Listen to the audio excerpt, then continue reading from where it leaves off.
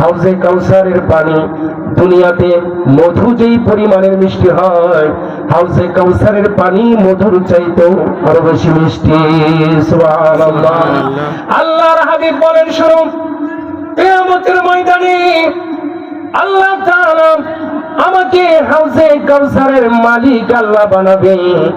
আমি নবী হাউজে কাউসারের মালিক হব কিয়ামতের ময়দানে। আমি নবী নিজ হাতে আমার উম্মতদেরকে হাউজে কাউসারের পানি পান করাবো। আল্লাহর হাবিব বলেন, কিয়ামতের ময়দানে আমি নবী কাদেরকে পানি পান করাবো? তারা কারা জানো নাকি?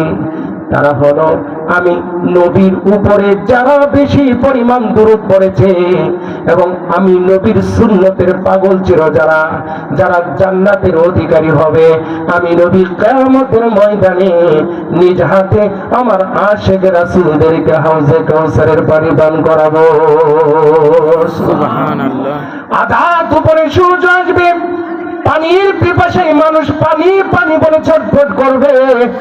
আরশের ছায়া ছাড়া যখন কোনো ছায়ার ব্যবস্থা থাকবে না, হাউজে কাউসারের পানি ছাড়া কোনো পানির ব্যবস্থা থাকবে না। আল্লাহর হাবিব বলেন, আশিকে রাসূলুল্লাহ কিয়ামতের দিন পঙ্গপালের মতন সামনে অগ্রসর হবে। আমি নবীর হাতের পানি পান করার জন্য এক গ্লাস আর দুই গ্লাস পানি পান করতে হবে না।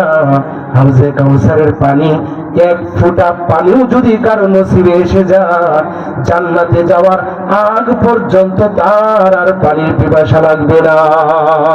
সুবহানাল্লাহ।